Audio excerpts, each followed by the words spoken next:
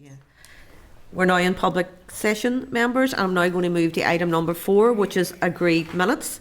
Can I remind members that at our last meeting on the 26th of March, the committee agreed that I would approve the minutes of proceedings so they could be included in the inquiry report published on that day. So for members' information, a copy of the agreed minutes can be found at pages 64 to 71 of your meeting pack.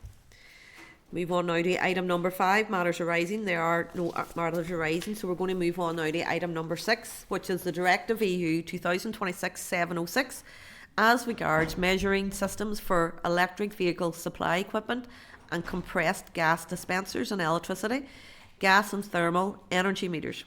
And we're going to receive departmental oral evidence. Just to inform members that this item will be recorded by Hansard. And can I now refer members to the relevant pages at page 7 to 62 of your meeting pack and pages 3 to 12 of your table papers. Members, on the 10th of April 2025, having considered legal advice and departmental oral evidence, the committee decided to monitor the proposal for this EU Act.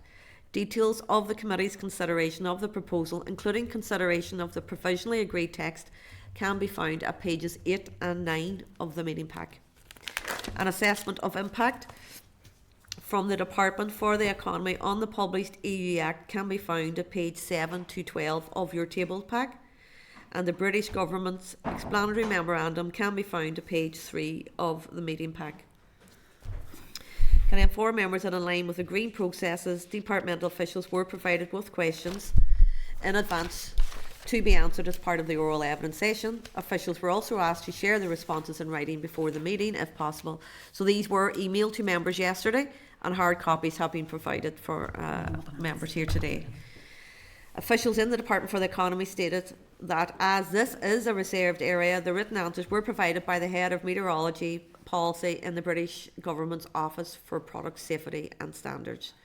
And likewise, just remind members that the committee will need to take a decision on whether to hold an inquiry into this published replacement EU Act, and will do so following the evidence session.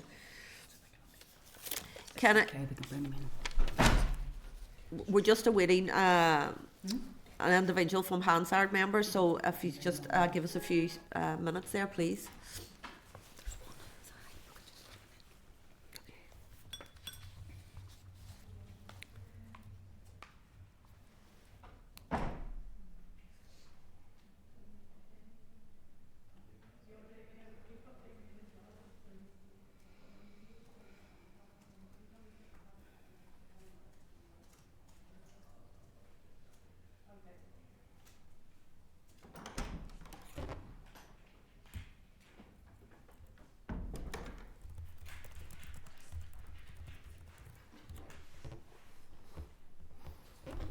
We're still awaiting members, someone from Hansard, so he's happy enough that we'll continue to move through the agenda and then come back, okay?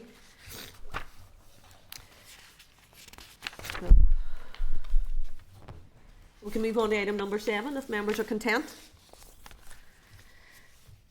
So can I refer members to your work planning documents at page 75 to 83 of the pack?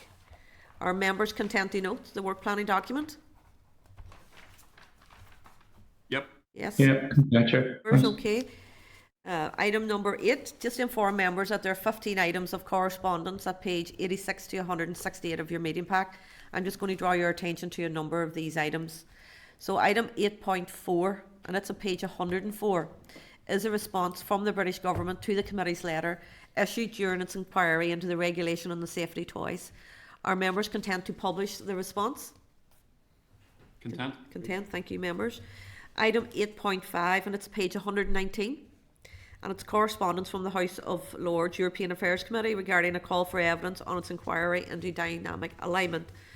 The committee hasn't considered or reached a view on dynamic alignment. Therefore, are members content to take this matter back to their parties who may wish to respond? Yeah. Okay, thank you, members.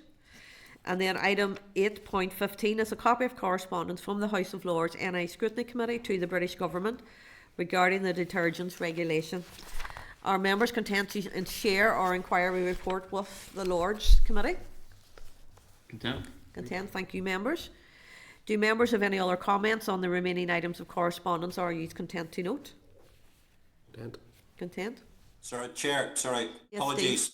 Item of, I think it's the, from the 20th of March 26 from the House of Lords, from us particularly about SPS and emissions trading schemes and electricity agreement. I think there's quite a few areas of there that are of significant interest, and maybe we should be looking to further explore those when we go to Westminster. Yes. What item's that, Steve? 8 point. I've got it on page 119 of mine. Page 119. We'll put it on the note. We'll put it on the note for members, and just the reference and the correspondence, so we can alert the members to that, Steve. And yes, Yeah. we can. Just through the chair, I've been aware through the Finance Committee there's been quite a few sort of back and forth, and indeed to the Economy Committee, and we haven't necessarily seen all the correspondence that's going back and forth with the House of Lords. Okay. But there's quite a few questions about the emissions trading scheme, and bearing in mind that we've recently had the Alliance Minister has brought about the fact that we're sort of getting our ferries prices increased by 6% across the board.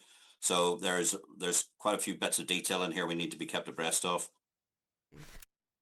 It's highlighted, Steve. Yes, thank you. Yeah. We now have the Hansard official here, so I'm just going to ask members if we can move back now to the evidence session, if that's okay. Back to item number 6.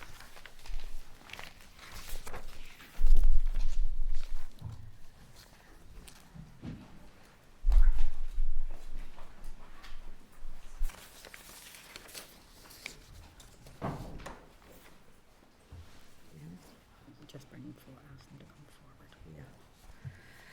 Good morning and welcome. Can I welcome Damien Doherty, who is the Chief Inspector for Trading Standards from the Department of Economy, and Mark McGregor from the Trade Windsor Framework Branch, the Department of Economy.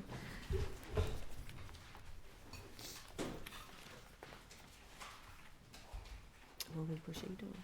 Yeah. Just, you're very much welcome, Damien and Mark, and just whenever you're ready, if you could brief the committee. Thank you. Okay. Thank you, Chair. Thank you, members. I'll provide a short overview of Directive 2026/706, amending Directive 2014/32/EU, as regards measuring systems for electric vehicle supply equipment, compressed gas dispensers, and electric gas and thermal meters, which I will now refer to as the Directive. I'll focus on the substance of the Act, the key changes it introduces. At the outset, though, I should note that the Directive concerns non-devolved matters. As a result, the Department for Economy has limited subject matter knowledge and competence in this area. We have therefore relied heavily on the support of the Office of Product Standards and Safety within the Department of Business and Trade to assist us in meeting the Committee's requirements. The assessments provided and our responses to any questions draw on OPS's policy and technical expertise. To turn to the context and purpose of the Directive.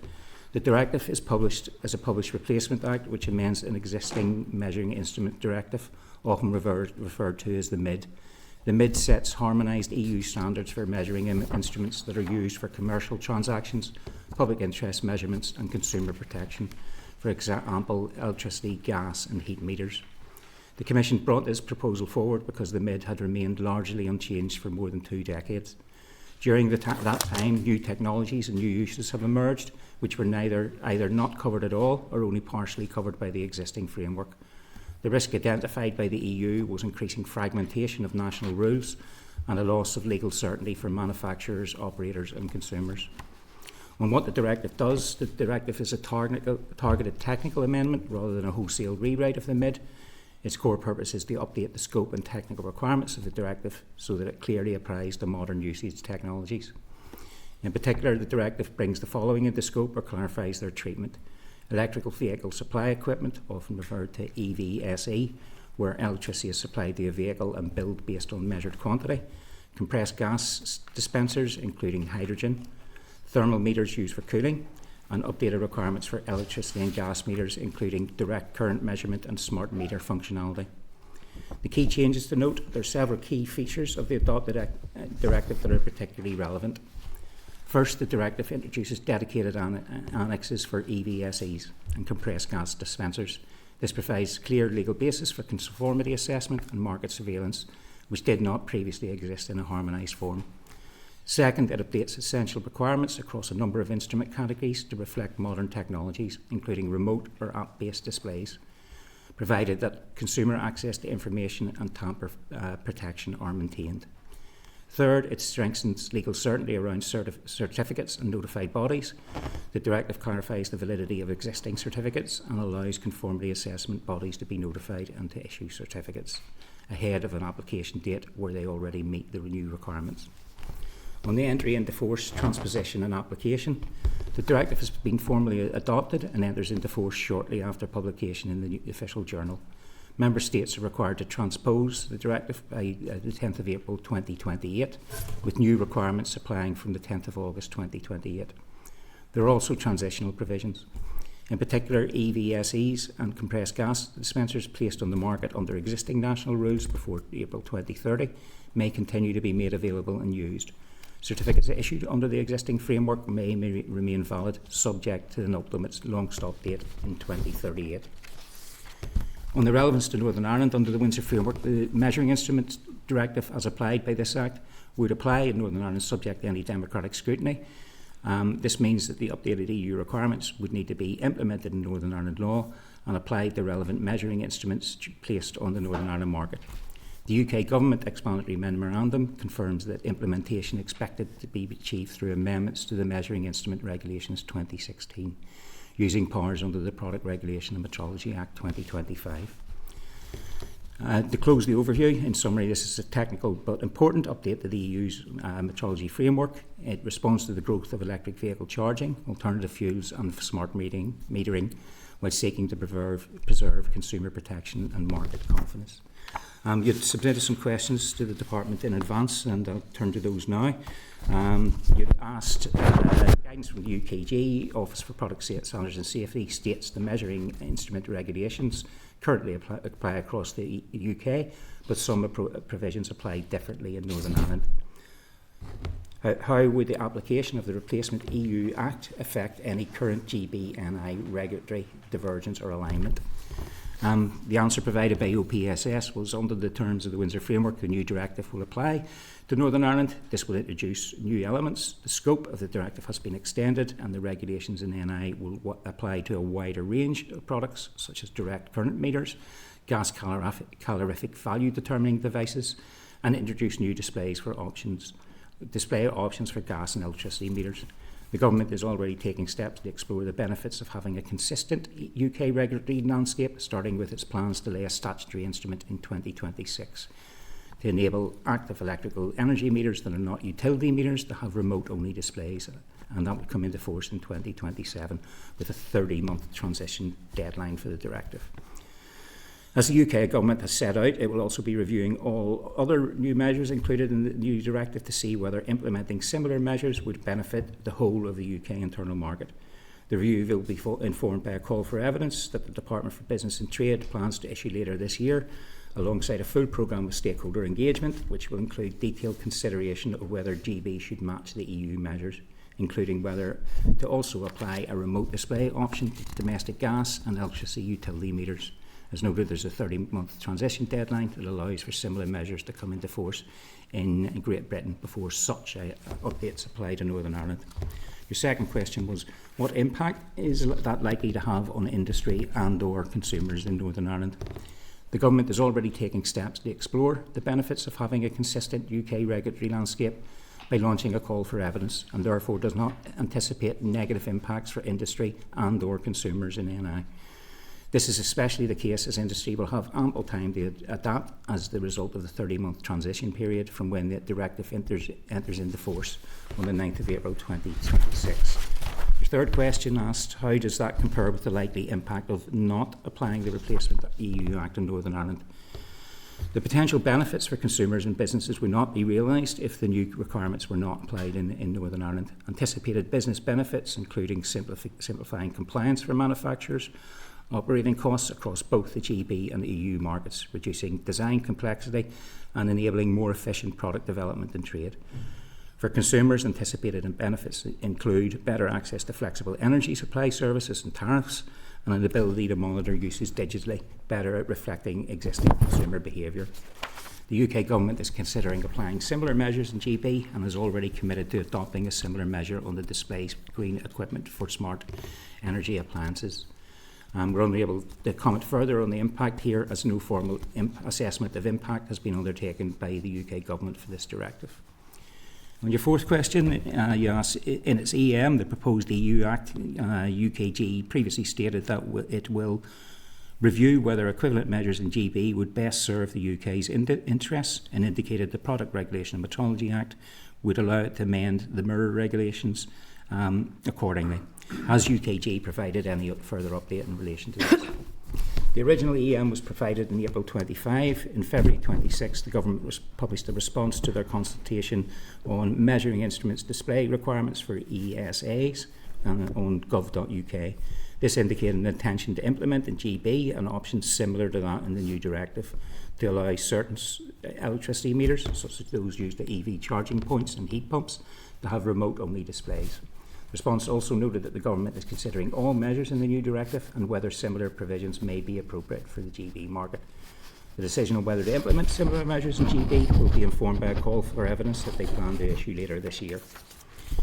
Your fifth question asks, would application of the Replacement EU Act have any impact on GB-based businesses who wish to export products to NI?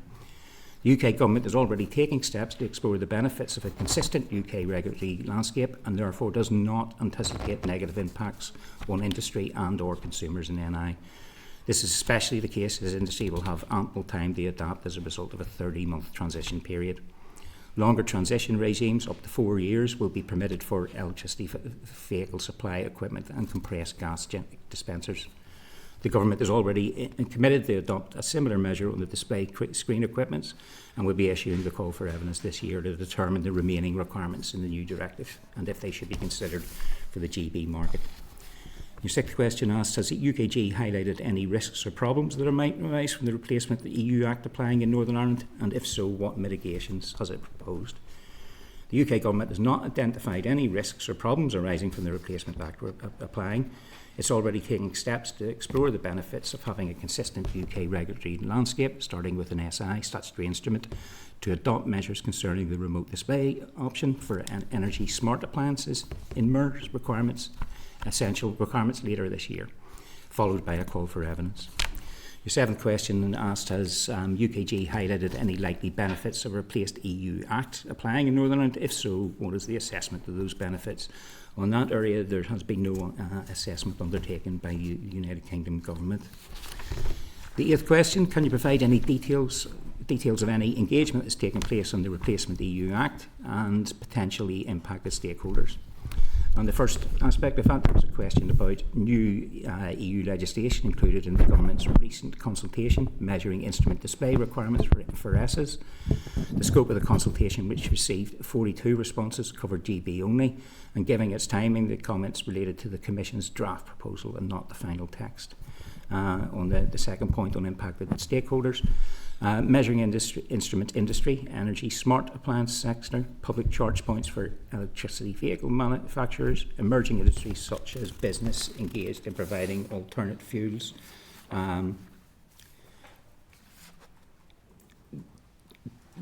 dispensers are areas that have been engaged on. And I believe this is the final question, number 9. If any engagement has taken place, what potential benefits, risks or costs to businesses and other consumers have been highlighted? Some limited engagement on the EU draft proposal was undertaken through the inclusion of a question in the Government's earlier consultation. In particular, industry stated that alignment between the MIR and the MID would simplify compliance for manufacturers operating across both the GB and EU markets, reducing design complexity and eliminating the need for separate hardware variants, enabling more efficient product development and trade. Respondents also suggested that alignment would support business growth and would reduce administrative burdens, as they will be able to supply the same product to both markets. The consultation also highlighted that the UK Government's proposal to amend for GB the physical display requirement in MIR for active electrical energy meters within smart appliances would deliver tangible benefits to businesses and consumers. Introducing the option for remote display alongside the integrated physical display would give manufacturers flexibility to supply ESAs with or without physical displays based on consumer preference. This approach reflects modern consumer behaviour, including increasing reduced remote and digital interfaces. This approach also aligns with the new directive, amending MID. Therefore, it will help preserve the functioning of the UK internal market while enabling innovation and consumer choice. Benefits and risks to businesses and consumers will be explored further in the call for evidence on applying similar measures in GB that they propose to publish later this year. That concludes our evidence this morning, and we're very happy to take any further questions. Thank you, Mark. I'm just going to open to the floor for members, and we have Steve Aiken. Steve? Yeah, thank you very much indeed, Chair, and thanks very much indeed, team, for giving the evidence. Just a couple of questions. Obviously, the issues with smart meters is of great interest, particularly to the Northern Ireland reform of the Northern Ireland electricity market. How much have we interacted with the utility regulator to ask whether the sort of any of the changes in these regulations will impact on what they're trying to do with the rollout of smart metering? That's the first question. The second question and declaration out of interest, I'm thinking about buying an electric car and I want a home charging unit. When Her Majesty's government turns around and says does not anticipate, the does not bit always gets me a bit concerned.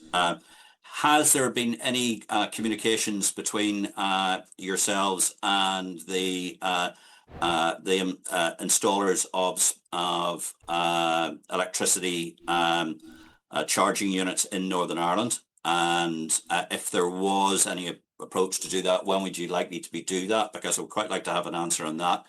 And also the final one is, it does say about there's like a 30-month transition period where they're expecting GB to align with the European Union on a lot of these issues, but there are some things that haven't been explicitly said that they're not going to do. So I just want to know if you have any views on those, or if you had any information on those. Over to you, those three, please.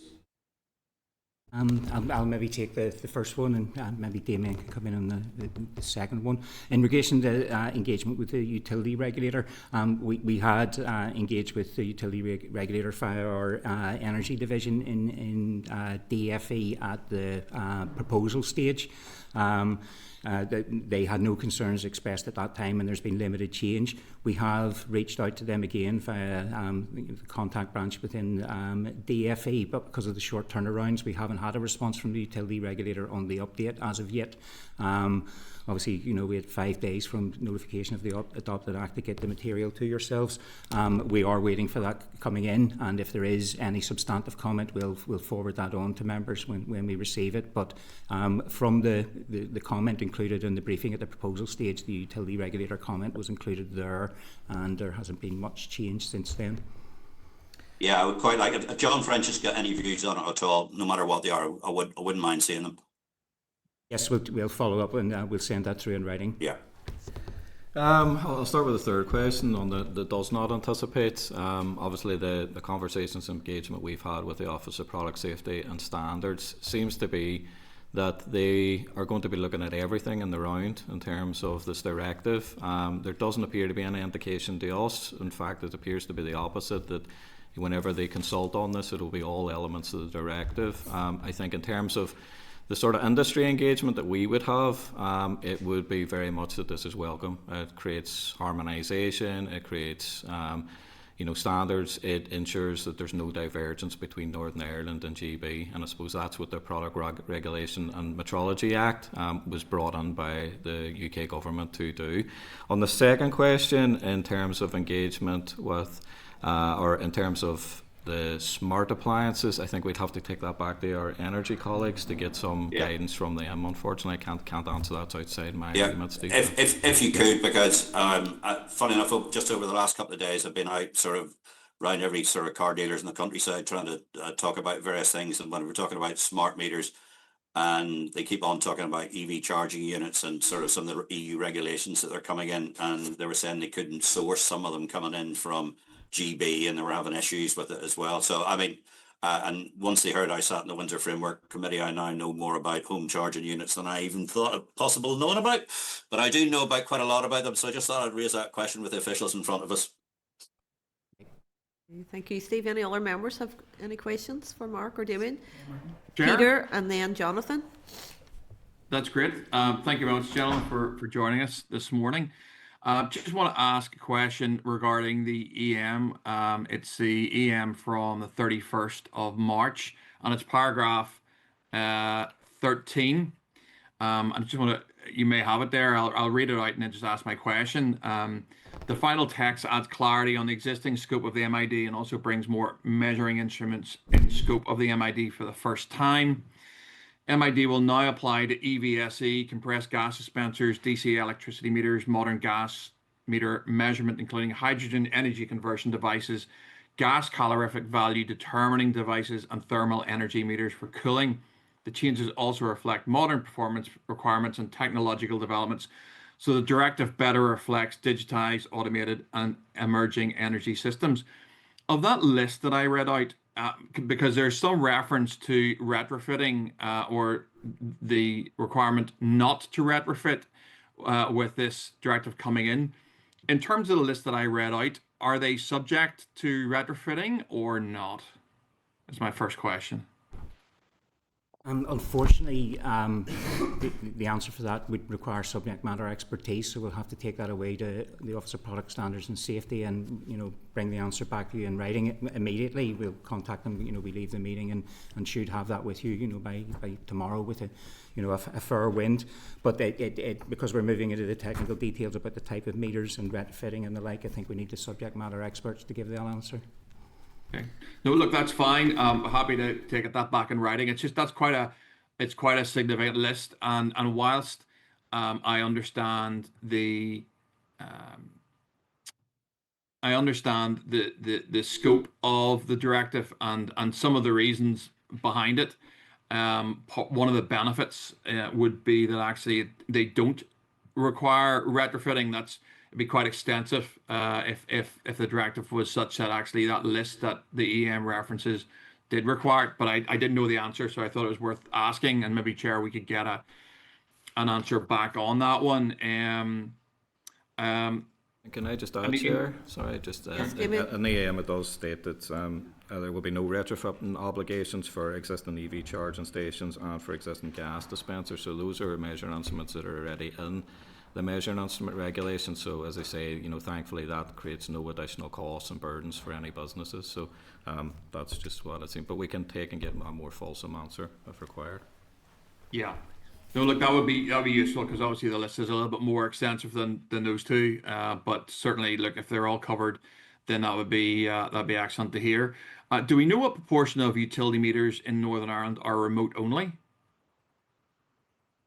No, we don't, and that would be a question that would have to be directed at the utility regulator. So if we're having that contact with the utility regulator, we can add that question as well for you. I think that'd be great if you add that to John's list in terms of things that he might, be able to provide some comment around. The reference to, and the final question here, Chair, the reference to hydrogen compressed gas dispensers being brought in terms of, will that apply? I'm thinking particularly of some manufacturing in Northern Ireland which uses that technology. Is that forming part of this new directive? It appears to be. It's a new measuring instrument. Essentially, it's akin to a petrol pump for compressed gas. So again, it's emerging technologies, sustainable energy sources. In terms of the specific technical side of it, I can't answer. Again, it's outside the scope of trade and standards measuring instruments. But we can go back to the Office of Product Safety and Standards, who will be able to give us more information on that. Okay. Maybe one more quick one, Chair, if I may. It's just regarding departmental engagement, and it is. I'm just gonna see if I can find the document it's part of. I came in. It's a ministerial submission. It's on page 7 of our table packs, and it makes reference. DFI obviously have been consulted, and DFI have sort of more or less said they're not overly interested, whilst they are moving towards decarbonisation. They don't own, operate, maintain, or regulate the commercial charge point, where I assume the electricity comes from. They said at the end, DFI officials feel that the energy supply element in the proposed replacement act would sit DFE and utility regulator / Sony and NIE networks. Just on the basis of that, what direct consultation have you had with colleagues in DFI regarding the point I just made? We've engaged with DFI throughout the process to make them aware of what the regulation is, the areas it covers, and to identify if they had any form of policy interest, obviously because of the transport nature of electric vehicle charging. I think what they're really setting out is that this aspect of the policy is not within their remit. The electricity getting to the meter falls to the energy side, and the product regulation falls to Office of the Product Standards and Safety. So their interest in the electric vehicles market isn't impacted by that. And I think that was an indication of them trying to be clear that they don't have responsibility in this area. It's DFE you'll need to be consulting with. Okay, that's great. Thank you very much, gentlemen. Thank you, Chair. Hey, Peter. Jonathan? Thank you, Chair. And just checking you can hear me. Yes. Peter there has covered largely what I was going to ask. I suppose just to add on top of that, UKG had previously said that they would consult on making similar changes as you've outlined, but it wasn't covering all aspects and proposals included in the directive. Do you have an update on the current state of play with regards to that? No, we haven't seen the outline text of a consultation, other than knowing it's intended to launch shortly and to run for 12 weeks. Normally, what would happen in instances like that, we would be shared a copy in advance and asked if we wanted to add anything or to expand on any of the questions that are involved. But as of yet, we haven't seen any of the detail that will be prepared in OPSS. Okay, and obviously the last time you guys appeared before the committee in relation to this, there were many of the questions that you personally weren't able to answer. Obviously, it was with the Department of Business and Trade to give more specifics. They have given a submission since that. And I suppose probably when I look at the original answers from yourselves in terms of you couldn't answer, and I look then at the written answers now supplied, again, it's the same question of, well, we'll hope to potentially align on this matter. We're going out for a call for evidence that will show if there is any issues, but that's not much good to me as somebody that has to make a decision that, well, I'll make the decision today. The call for evidence could show evidence to suggest that it would cause problems in particular parts of industry here in Northern Ireland or for the consumer, but I've already made the decision, so therefore it doesn't really matter. So I just want to point out that particular flaw. A call for evidence to see how it disrupts GB/NI trade, discuss how that might have an impact on that consumer chain from GB/NI. It's not much good for me after the fact of making a decision, but that's not your problem. It's just something I wanted to highlight. Thanks. Okay, thank you, Jonathan. Just to comment on it, there may be value at some points in the department revisiting these matters for you, because there are areas where we've given these reassurances in the past in the like of eco-design and energy efficiency, but we are now seeing the consultation has completed and the secondary legislation is being made. So, UKG is delivering on the commitments that they're making there, and I'm just wondering if, occasionally sharing those outcomes would be reassuring to members.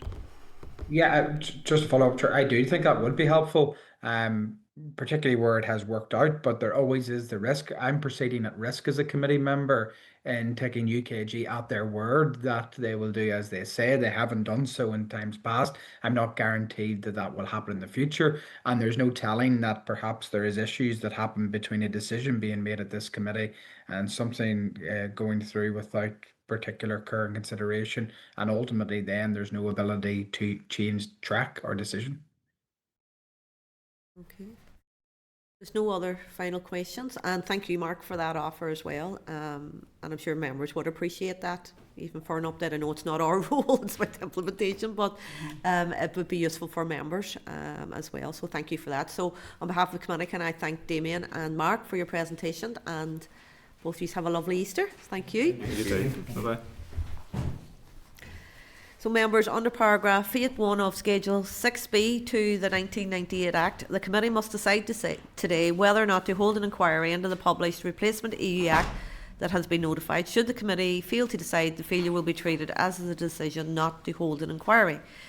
So can I ask, having had regard to the legal advice this morning on whether it appears likely that the replacement EU Act significantly differs in whole or in part from the content or scope of the EU instruments which it amends or replaces, and the departmental assessment on whether it appears likely that the Replacement Act would have a significant impact specific to everyday life of communities here in a way that is liable to persist, can I ask members, do they wish to hold an inquiry into Regulation EU 2026-706? Chair, could I propose that we hold an inquiry, because I think there's just quite a few uncertainties there, and I would like to have a bit more information from some of the key stakeholders. Chair, I would happily second that. I think getting some information from the utility regulator and some of the questions that we've asked today, obviously we'll get some information back on, but I think there's enough there probably to monitor this with an inquiry. Okay, Owen? Chair, I'm opposed to an inquiry for a number of reasons. First of all, we've already had indications that UK government is seeking alignment, so it's very clear from the evidence we've received today that not to apply this regulation would result in divergence, where potentially GB and the EU are aligned, but Northern Ireland is left out of that alignment, which would be the worst of all worlds, and I think we're very clear on that today. We also, whilst some members have asked questions about the utility regulator's assessment, we have in our pack an initial assessment from the Department of the Economy in 2025, where the utility regulator states clearly they do not foresee any negative impact as a result of this regulation. And I also have to say, Chair, I find it pretty galling that we're sitting here today questioning whether we trust the UK government to align, when many of the same parties that are exercised today fought against dynamic alignment, fought against participation in the single market. And so I don't believe not applying this regulation or doing an inquiry into considering that would be productive, but I do think that all of us individually as members should continue to lobby the UK government to seek the alignment through the metrology and bill and regulation, because I think that would be the best outcome. But I think the evidence has been really clear, and I don't think there's any point in us doing inquiries when we've already had as much information as the departments can give us in relation to these issues. Okay. There's no other comments. Yeah, Chair, can I just make a comment? Because obviously that was a barbed comment towards my last question to officials. I think it's pretty clear, and I have been on record since the beginning of this committee, that the way in which UKG have conducted themselves, whether it's alignment or not aligning, I'm interested in what the outcome is for the people of Northern Ireland. And I make no bones for asking officials whether what UKG say they will do and what they do aligns. And that is something that's going to require continual interrogation from this committee. Owen may wish to throw the barbed comments, but I'll certainly want to get the best for consumers here in Northern Ireland. Right, so I'm just going to go for a vote. So Steve had a proposal, seconded by Peter. So all those in favour of an inquiry, could you raise your hands? Is Stephen there? Yes. Okay, thank you. All those against? Okay, so the question was to conduct an inquiry into Directive EU 2006-706 measuring instruments. Ayes, we have Stephen Dunn, Jonathan Buckley, Peter Martin, Steve Aiken. 4. Noes, we have Ciara Ferguson, Padraig Delargley, Owen Tennyson and Kate Nichols. 4, so the proposal falls. Therefore, there will be no inquiry. Okay. Thank you, members. We'll now just move to where we left off. Item number 9, if I can refer members to item number 9 in your packs. Just remember, at our meeting on the 8th of January 2026, the committee agreed Secretariat staff should attend this year's Balmoral show to showcase the work of the committee, with members to attend if available on an informal basis. Just to inform members that the committee has been allocated a slot at the show on Wednesday the 13th from 4:30. And if members are content to note. Yeah, thank you, members. I'm now going to just invite Jessica to speak about a suggested update to the committee's agreed templates for assessments of impact. Jessica? Thanks, Chair. So this is just a kind of brief suggestion for the template that the committee routinely sends when requesting an assessment of impact from departments. So currently it doesn't include anything specifically about stakeholder engagement. So the suggestion is just to include a brief note on that in the template under departmental engagement. And at the moment that talks about meetings with the Assembly, UK Government or EU institutions, but not about stakeholder engagement.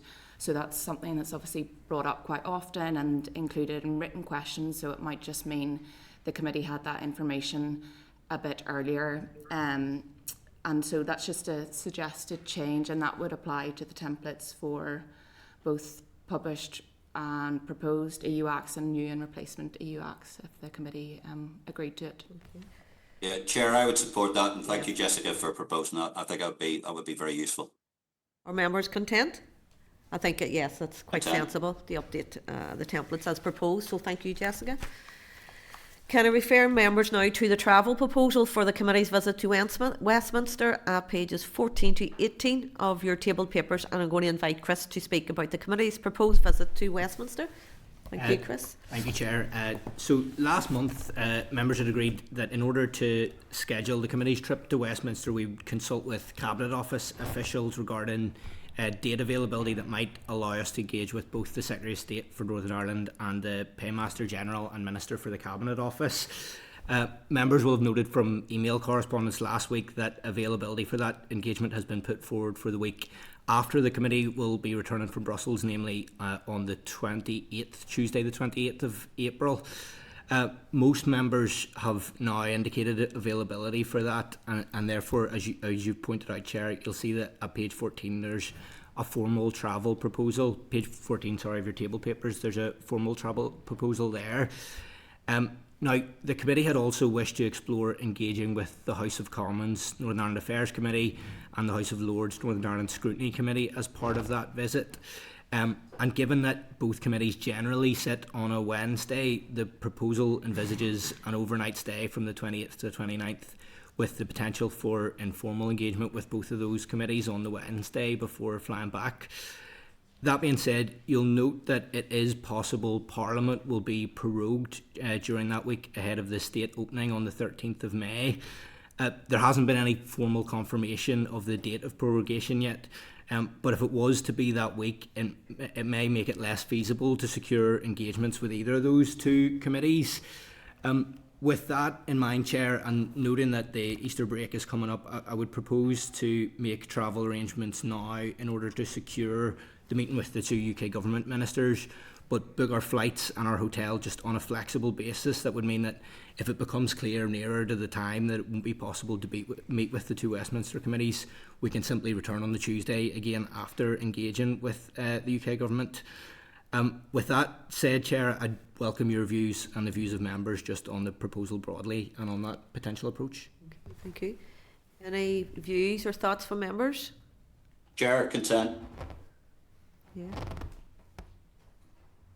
Yeah, I think that's sensible. So there is that flexibility then of those meetings on the Wednesday can't take place. Yeah. Okay, I think members are content. Thank you. So we're going to move on now to item number 10. Do members have any other business? No. So item number 11, date, time and place of next meeting. Just remind members that the committee requested a pause in notifications for today, therefore there will be no meeting of the committee next week, and the next meeting is provisionally scheduled to take place on Thursday the 16th at 10 AM in room 30 in Parliament Buildings. So that is the meeting adjourned, members, so can I thank you all and have a lovely Easter.